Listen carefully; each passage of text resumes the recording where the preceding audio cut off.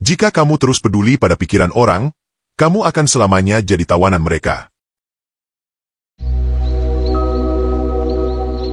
Kita hidup di zaman di mana hidup orang lain bisa kamu pantau tiap detik.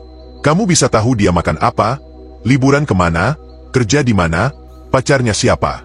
Masalahnya, makin sering kamu terlibat dalam urusan orang lain, makin kamu kehilangan kendali atas hidup sendiri. Ini bukan cuma saran buat fokus, tapi sains pun mengiyakan. Dan berikut ini adalah fakta ilmiah yang membuktikan bahwa semakin kamu sibuk mikirin hidup orang lain, semakin kamu menjauh dari hidup yang kamu inginkan. Yuk kita bahas 7 faktanya. 1. Gosip toksin efek. Penelitian neuroscience menunjukkan bahwa mendengar gosip negatif secara terus-menerus bisa memicu respons stres dalam otak.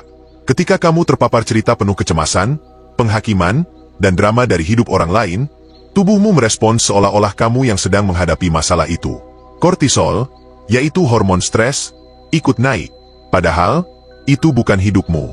Tapi kamu tetap ikut lelah. Fenomena ini disebut emosional kontagen. Emosi orang lain bisa menular ke kita. Dan gosip adalah salah satu saluran paling cepat penyebarannya. Kamu nggak ikut berantem, tapi bisa ikut emosi. Lama-lama kamu jadi sinis, gampang curiga, dan kehilangan ketenangan. Batinmu keracunan pelan-pelan. Gosip itu kayak asap rokok. Walau kamu cuma perokok pasif, tetap bisa sakit kalau terlalu sering terpapar. Makanya, penting banget membatasi telinga dan waktu dari lingkaran pembicaraan yang cuma menurunkan kualitas pikiran. Pilih mana yang lebih kamu butuh. Info yang memperkaya, atau racun yang menguras? 2. Energi vampir. Kamu pernah ngerasa capek banget padahal nggak ngapa-ngapain? Cuma habis ngobrol sama seseorang? Itu bukan cuma perasaan. Orang-orang seperti itu disebut energi vampir. Mereka nggak sedot darahmu, tapi sedot semangat, fokus, bahkan kestabilan batinmu. Studi Max Planck Institute menunjukkan, interaksi dengan orang negatif mengganggu gelombang otak alfa, yaitu gelombang yang bertanggung jawab buat kreativitas dan ketenangan. Bahkan dalam jangka panjang, otakmu bisa mulai terprogram buat lebih waspada, lebih negatif, dan lebih defensif. Frekuensi otakmu, secara literal, bisa berubah karena energi emosional di sekitarmu. Kalau kamu terlalu sering dikelilingi orang yang penuh konflik atau pesimisme, otakmu cenderung lebih lama bertahan di mode stres tinggi, yang seharusnya cuma aktif saat bahaya. Makanya, batasi interaksi. Pasang batasan. Kalau perlu, pergi. Energi emosional itu nyata dan menular. Kalau kamu ingin waras, kamu harus jaga siapa yang kamu izinkan masuk ke lingkaranmu. 3. Mirror neuron. Otak manusia punya fitur canggih bernama neuron cermin, yang membuat kita otomatis meniru emosi dan ekspresi orang di sekitar. Ini bagus untuk empati, tapi bisa jadi bumerang kalau kamu terlalu sering berada di lingkungan yang penuh keluhan, kemarahan, atau stres. Tanpa sadar, kamu bisa ikut gelisah, ikut marah, ikut burnout, padahal masalahnya bukan milikmu. Contohnya, kamu duduk di kantor, suasana tenang, mood kamu baik. Lalu ada 2 orang di sebelahmu yang mulai debat kusir dan adu nada. Sekalipun kamu nggak ikut bicara, detak jantungmu bisa naik, napasmu jadi pendek, dan pikiranmu mulai gak fokus. Itu bukan sugesti. Itu efek biologis dari mirror neurons. Makanya, penting banget jaga siapa yang ada di sekitar kamu. Kamu bisa baca buku positif tiap hari, meditasi, afirmasi, atau dengerin podcast motivasi, tapi kalau tiap hari kamu dikelilingi orang yang marah, bergosip, atau selalu ngeluh, otakmu tetap bisa nyerap stres mereka kayak spons. Dan yang paling bahaya, kamu jadi berpikir itu emosi milikmu sendiri. 4. The Spotlight Effect. Kamu merasa semua mata tertuju padamu. Pakaianmu kurang matching, presentasimu tadi agak grogi, atau tadi kamu salah ngomong dikit, dan kamu langsung berpikir, duh, pasti orang-orang sadar semua.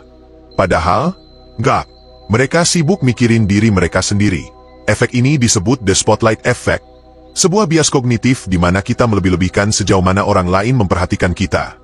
Dalam eksperimen terkenal, mahasiswa disuruh memakai kaos bergambar tokoh memalukan lalu masuk ke ruangan penuh orang. Mereka mengira 50% orang akan sadar. Nyatanya, cuma sekitar 20% yang bahkan memperhatikan. Itu artinya, banyak dari rasa malu, khawatir, dan cemas yang kamu pikir datang dari penghakiman orang lain, sebenarnya hanya hidup di kepalamu sendiri. Fakta ini bisa membebaskan. Karena kalau kamu sadar kamu nggak sepenting itu di mata orang, kamu bisa mulai hidup lebih ringan. Nggak semua hal harus dibawa serius. Nggak semua hal harus kamu benahi. Kadang, yang perlu cuma satu, lanjut aja. 5. The 5-Year Rule. Coba pikirin masalah terbesar yang kamu hadapi 5 tahun lalu. Masih ingat detailnya? Masih kerasa sesak kayak waktu itu? Besar kemungkinan jawabannya itu enggak. Bahkan, sebagian dari kita mungkin udah lupa masalah itu pernah ada. Itulah kekuatan dari The 5-Year Rule, sebuah perspektif psikologis yang bantu kita menyadari.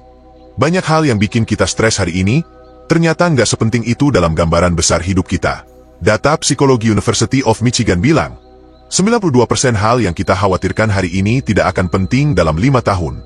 Penelitian dalam psikologi kognitif menyebut bahwa otak manusia cenderung melebih-lebihkan dampak emosional dari kejadian saat ini, tapi meremehkan seberapa cepat kita bisa pulih dan beradaptasi.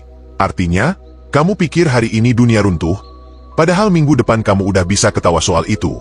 Jadi, sebelum kamu ngabisin energi buat mikirin komentar nyinyir orang, drama kantor, atau postingan temen yang ngeselin, tanya ini ke diri sendiri.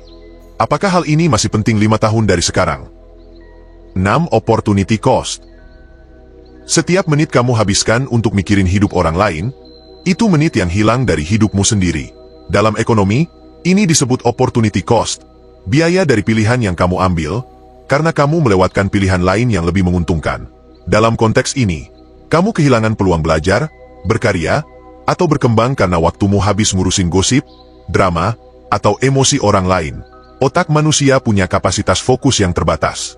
Ketika kamu isi dengan hal-hal di luar kendalimu, seperti urusan orang, penilaian orang, atau konflik yang bukan milikmu, kamu secara tidak sadar memotong potensi produktivitasmu.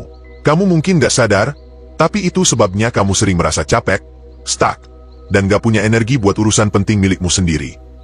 7. Otakmu bukan tempat sampah. Otak manusia hanya bisa fokus pada jumlah informasi yang terbatas dalam satu waktu.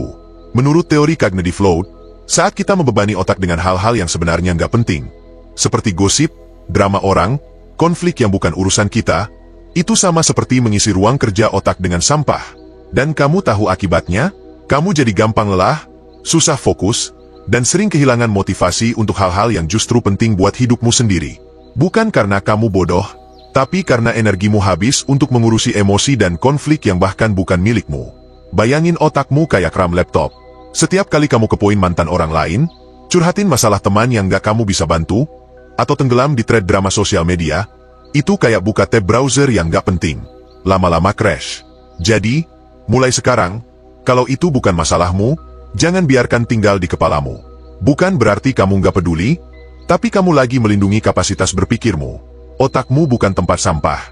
Isilah dengan hal yang bisa membangun, bukan yang membebani. Kesimpulan. Hidupmu terlalu berharga buat diisi dengan sisa-sisa perhatian dari hidup orang lain. Sains udah jelas nunjukin, makin sering kamu sibuk mikirin drama eksternal, makin besar risiko stres, kehilangan fokus, dan membuang energi tanpa sadar. Kamu bisa tumbuh, kamu bisa lebih damai, kamu bisa jauh lebih produktif. Asal kamu berani menarik kembali kendali pikiranmu. Jangan jadi penonton dalam hidup orang. Jadi pemeran utama di hidupmu sendiri.